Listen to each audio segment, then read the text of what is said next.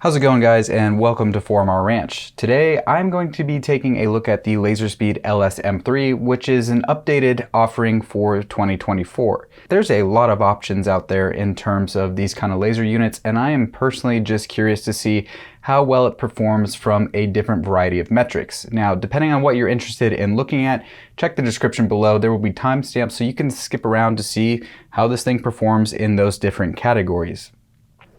Now, for transparency purposes, I do want to disclose that Laserspeed did send this my way, but I'm going to have analytics and data to support how this thing actually does, and they're not really going to be based on my personal opinion.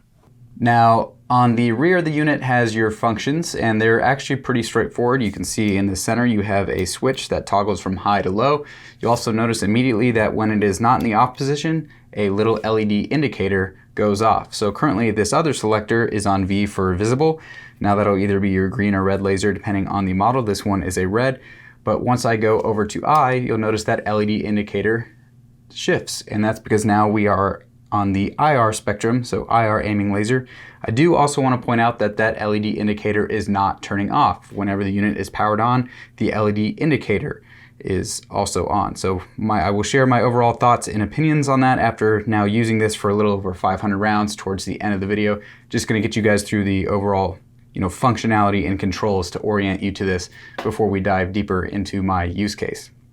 So moving on, L is going to be your IR illuminator. C is going to be a combination of both the IR illuminator as well as IR lasers. And then the S mode is actually a strobe. So it's going to be your IR laser and illuminator on strobe. You also notice that the LED is now blinking. Your Viz lasers are slaved together, so any adjustments made will be for both of them. I'm going to show you how well these are aligned later in the video. And on the opposite side is going to be your IR illuminator that diverges or converges with a rotation. And then this unit is powered with the CR123 battery, which is tethered with a nice steel cable. Simply just unscrews, and this is one of the first tethers that doesn't prevent me from actually opening up a unit. It actually works as a pretty functional tether.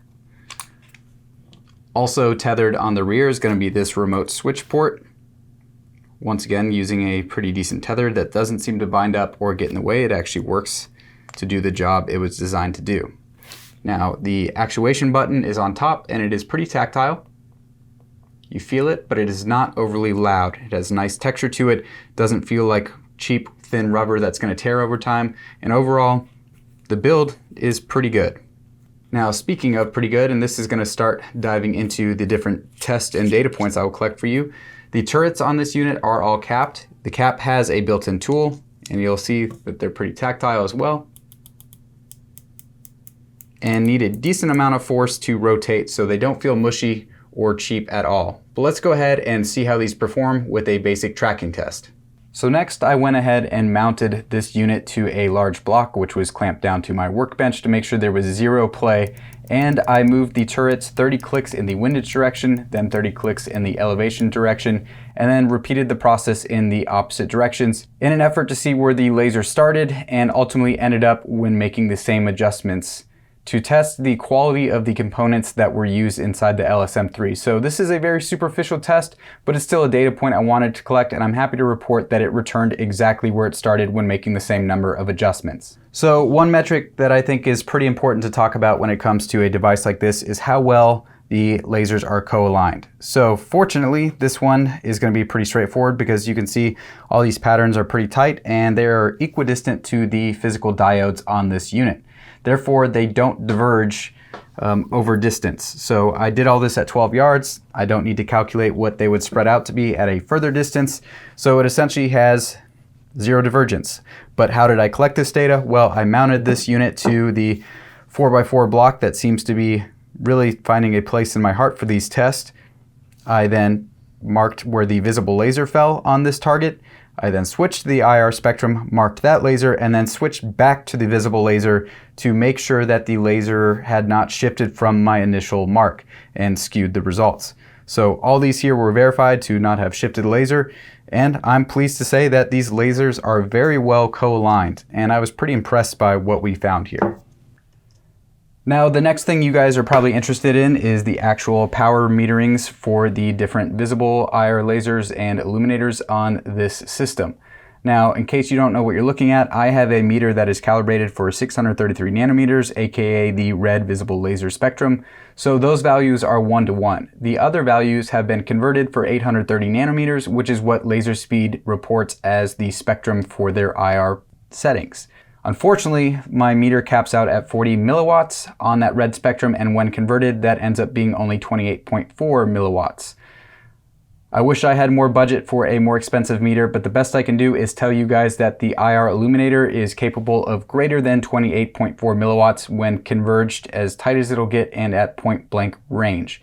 Now that's a total power output. It doesn't necessarily represent power per unit area. This is in milliwatts and not in milliwatts per meter squared.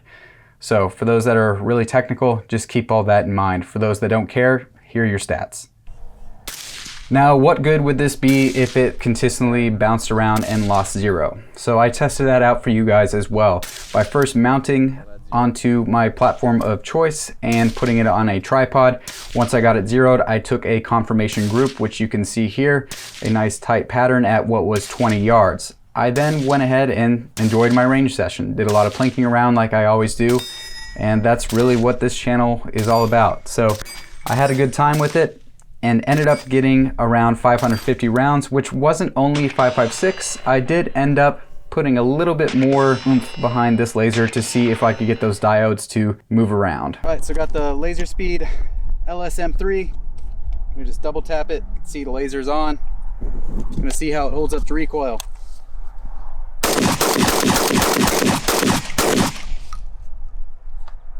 Still on.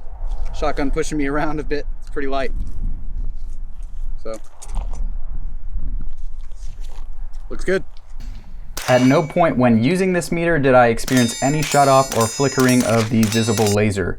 And that goes for the IR laser as well. And at the end of 550 rounds, I shot another group and it was in exactly the same position as I had left it. So I think it's fair to say this thing has a pretty substantial chance of holding zero just fine. Okay, so what we have in front of us with the gain turned up so you know what it is that we are actually looking at. We have at the center of the screen is a white silhouette at 25 yards. And then there, now centered in the screen and kind of silhouetted on that tree line, is another white silhouette at 100 yards. And the tree line itself is actually around 450 yards away. I know depth can be hard to judge. And for size comparison, 80 yards is that tree to the right, and to the left of that tree is a fairly large pond. So that is what you are currently looking at. I am going to go ahead and turn the night vision gain down so as not to wash out the illuminator too much, but I wanted to kind of orient you. Now I do need to give a huge shout out to Armorsight, because without them I would not have been able to capture the night vision footage for you guys to take a look at. Armorsight is completely supportive of the fact that I continue to test products that they don't necessarily sell or benefit from, but they are happy to support it for the good of the night vision community. So low vis laser on the LS-M3, and then gonna go and point it at that 100-yard target. I'm aiming through a camera screen, so bear with me, guys. There we go, 100-yard target right there. So low vis, illuminator low, as wide as it can go at that 25 yards. And you don't really see it at that 100 yards, but I'm trying to give you a size comparison in terms of how much it diverges. Basically the size of that tree at 80 yards. Hopefully you can kind of see that, but we will switch to high here in a second. So there's dual low, pretty usable. I'm gonna go ahead and focus that illuminator on low.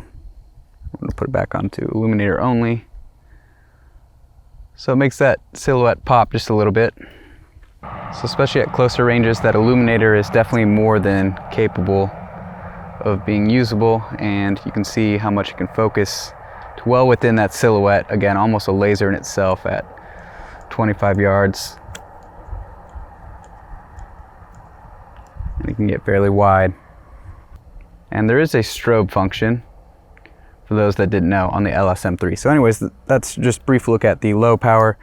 We're gonna toggle it over to high power now. So there's laser high, obviously super bright at close ranges. No issue at all hitting something at 100 yards. It's still too bright. And you can see that that laser clearly and easily goes to that 500-yard tree line. So no surprise there. Let's look at the illuminator. So we'll start out as wide as we can go. And I think you'll see what I mean now that you see that tree a little bit better.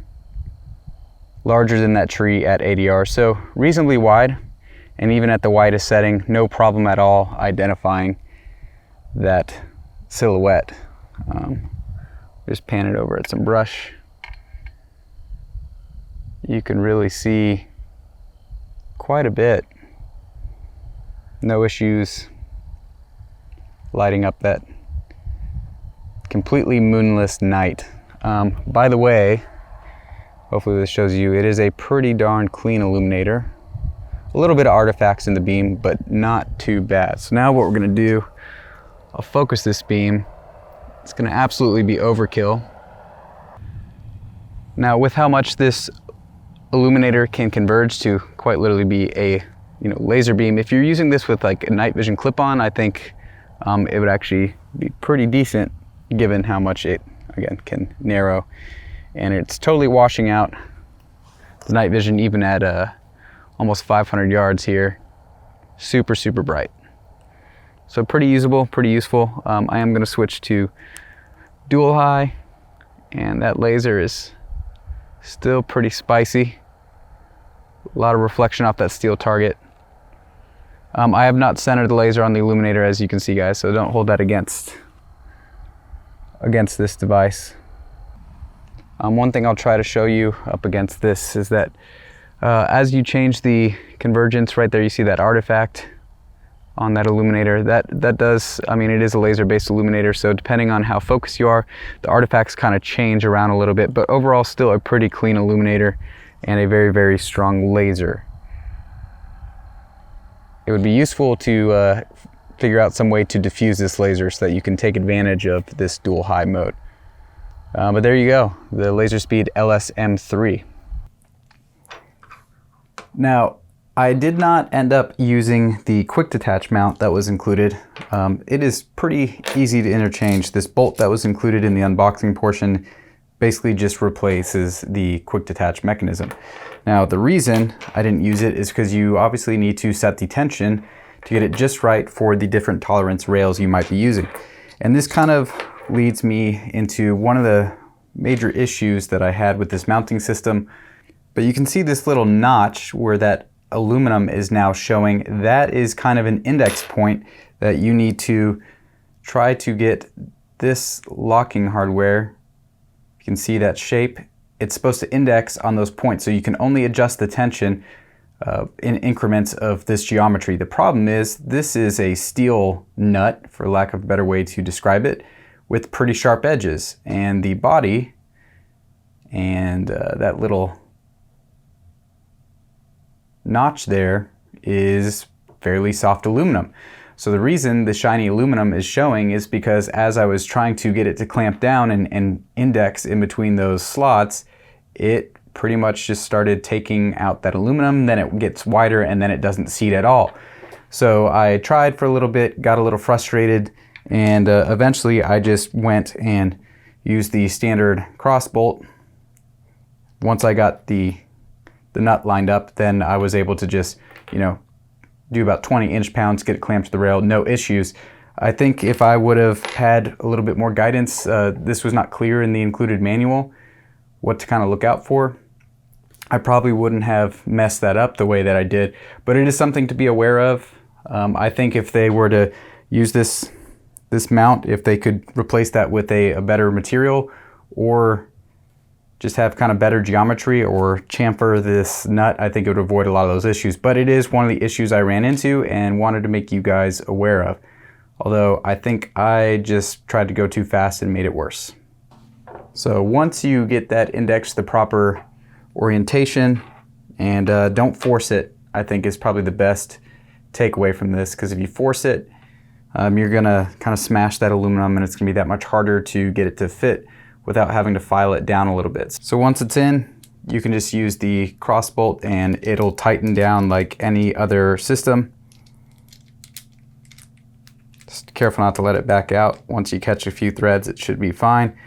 And now it's going to work just like any other clamp. It's not going to be quick detach, but hey, this is going to save a little bit of headache in my opinion. Now if you want to be patient and try to mess with the quick detach mount, more power to you. I was kind of bummed out because I do like quick detach mechanisms, but it's easy enough to tighten down an Allen key as well. Now let's address the literal elephant in the room, and that is that this thing is big. It's heavy, 353 grams. For those that are familiar with the D-Ball D2, it is pretty much right there. I mean, to the nearest gram, it's right on the edge of that 353, 354. So somewhere in between based on the precision of this scale, but it is right up there with the D-Ball. And a lot of people think that the D-Ball D2 weighs a little too much. Now, when I first picked this up, I did notice like, wow, that's a pretty heavy unit. Now, similarly, in terms of footprint, it is not quite as tall as a D-Ball D2, but it is darn near close. So for comparison, if you are thinking this is going to be the lightest, most compact unit, it's not. That's not one of its strong suits. But other than the little mount concerns, this thing pretty much looks and feels like it is made absolutely solid. Now, for whatever reason, the reason you get so much height is that this mount is a little bit extended from the body, I think to make room for the turret mechanisms. If you look at the Laserspeed FL5 for comparison, the mount is a little bit more streamlined to the body. You see the turret mechanisms are actually just a nudge below the location of this mount, whereas they pretty much dodged these since they are on different sections of the housing versus being all in one area like the FL5. It had to make the height a little bit taller to accommodate that. So there will be a gap by the distance of this mount. So there's an air gap in between the handguard or rail you're going to mount this onto by that height, whereas on their FL5, it's pretty much right up on the handguard, not giving any extra vertical space that is being wasted. So just something to keep in mind there. Okay, a couple more nuances here just to make you guys aware of. It does come with a switch, but it's obviously a very proprietary connection. So this is only going to be compatible with their devices. So if you have something like a crane plug in your collection, you're not going to be able to use it. Although their switch is pretty decent, so just be aware it is completely proprietary. And then the last little thing that I think really separates this from you being able to claim that this is perfect, because let me just reiterate, the lasers are perfectly co-aligned, the turrets are made very well, zero issues with reliability or loss of zero. But the one thing that I think will always probably separate this unit from being able to be called the perfect all-around laser is that when you turn it on, you automatically get a different colored LED based on what settings they're on. So to me, I think that's kind of redundant and honestly not very helpful, because I can see that it's on. The switch is not in the off position. That's already a really good visual indicator. I don't need this LED, because now when you go to mount it on a handguard and you're actually using it with the night vision device, you basically have a huge glowing LED coming right at you. Now, I would appreciate if they could tweak it to where, all right, like this one is set to IR. I'm going to put it on low so I'm not bouncing IR light at myself. But it'd be nice if when it was activated, that light came on, and only when it was activated. That I wouldn't mind, because then I know, ooh, whoops, the IR light is on. I can't see it because I don't have night vision devices in front of my eyes. But that's not the case. It's always on, so it's always going to be in your field of view. I don't want to end on a bad note, because like I said, this thing worked really, really well. The divergence range on this goes down to literally a laser and then gets pretty darn wide as well, and it's a very clean illumination pattern. So obviously you know what to expect in terms of power output, because I already metered that for you in the other part of the video, so I won't speak too much to that. I'll leave that alone, but I am happy, we'll put it like that, to see the power metrics that are coming out of these units. It's really difficult nowadays to get stuff like that, so it's nice to see some options out there for the average Joes that want a little bit more juice in those illuminators. This unit will absolutely do it. So everything feels really high quality, tactical switches. This now has over 500 rounds through it, and it's holding up. Nothing is falling apart, loosening up. Button still looks and sounds good. Overall, I think it's a pretty solid unit for what it is, and the price range that it comes in is fairly reasonable given the laser market that we find ourselves in. So if there's anything that I left out on this video, please leave a comment below. I try to be as responsive as possible. I'd be happy to shed any insights on areas that I kind of left you wanting to learn more. I do want to thank you for taking the time to watch this video, and as always guys, have a good one.